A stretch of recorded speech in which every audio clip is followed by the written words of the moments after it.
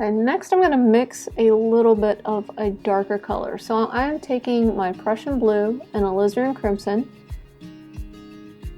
and I am blending those two colors together. This makes a very nice, rich purple. It's almost a black color. Using the same brush that I used before, I'm going to start laying in my darks.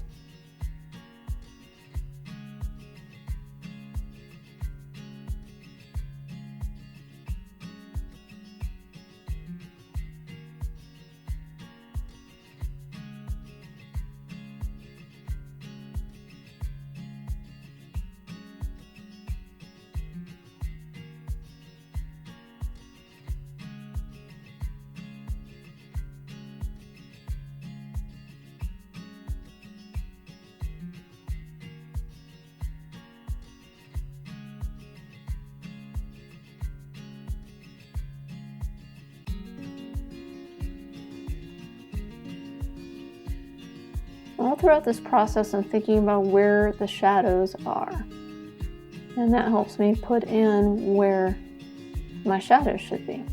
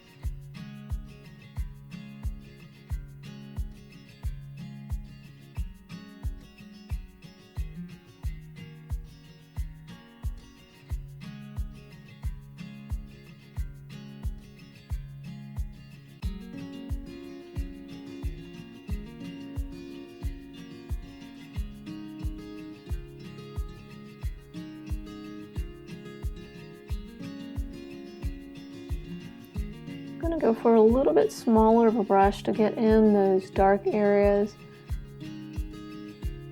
that are a little bit more of a tight squeeze, like around the eyes and such.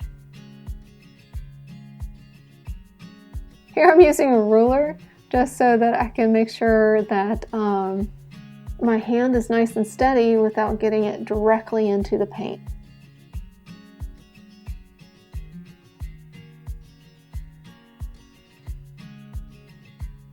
I'm what you would call a clean painter. I don't like getting paint all over my hands and such, because then as soon as I do, then it's going to end up my face and on my clothes. So I am very kind of careful of where I place my hands. And this ruler tip is a great thing to use. I've just got a standard ruler that I'm using to steady my hand over the painting.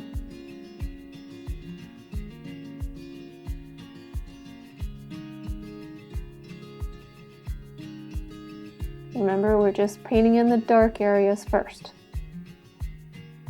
using that combination of Prussian blue and alizarin crimson.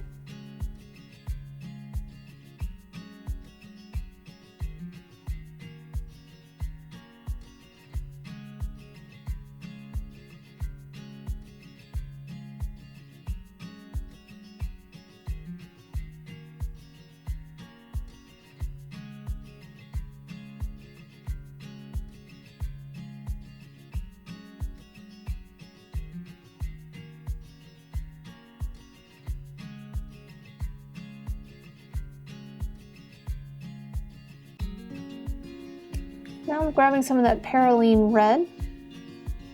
Notice how I'm putting it right next to the Prussian blue mixture that we just made?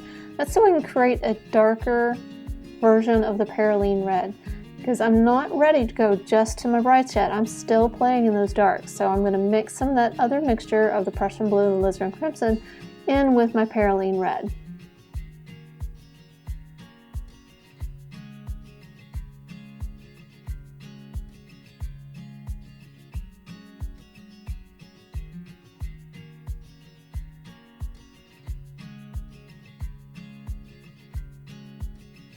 The other thing to notice is, notice how I am moving in the direction that I see the feathers moving, as well as with the body movement. So it's curving. It's not little straight lines, it's a curvature to indicate movement and how the body of the chicken actually is structured. It's not a straight line, it's not flat, it's a curve.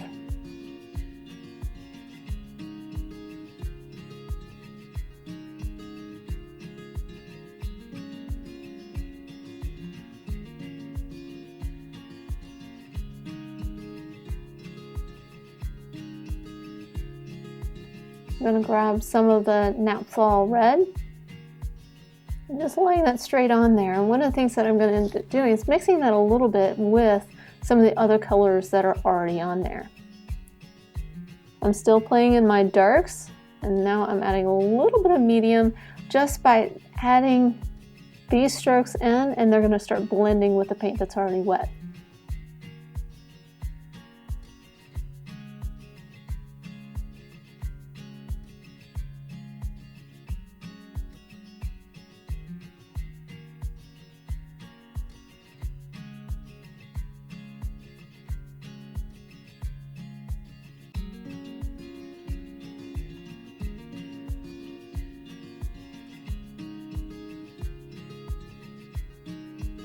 Adding some cadmium orange. I'm starting to pull that color in, and the reason why I'm doing this is that I'm just basically blending these colors on the canvas instead of creating its own little pile of paint. The paint is so movable that I can just paint directly on the canvas. And the neat thing about this is, because I'm playing in the reds, it's going to play well with each other and not create muddy paint. So I can continue to mix the paints on the canvas without worrying about muddy paint. I only worry about muddy paint if I'm pulling in a color from the opposite side of the color wheel. Here we're playing pretty much along the same side of the color wheel.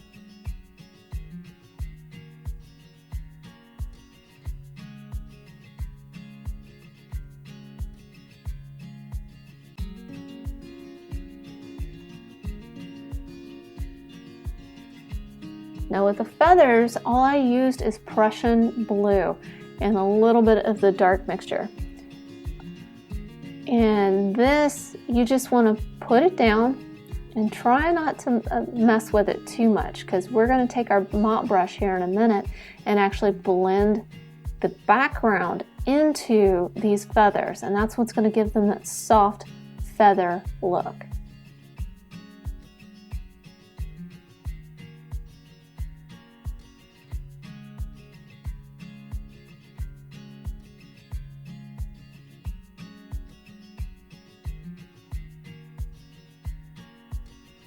Okay, taking our mop brush, it's very dry mop brush, it hasn't touched any paint so far, and I'm going to start taking some of my background and moving it into my chicken.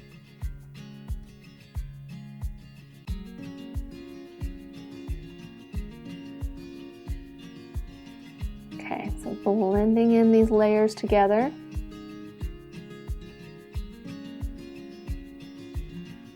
Moving some of that paint into the chicken, thinking about soft edges.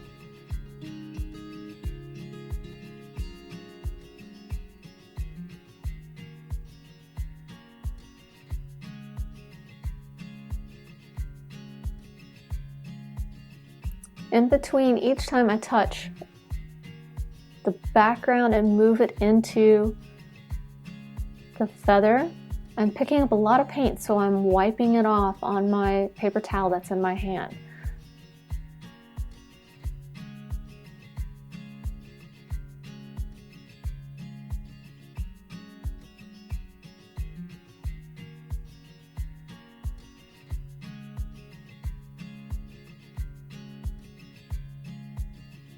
Keeping our edges nice and soft. We'll create some hard edges later.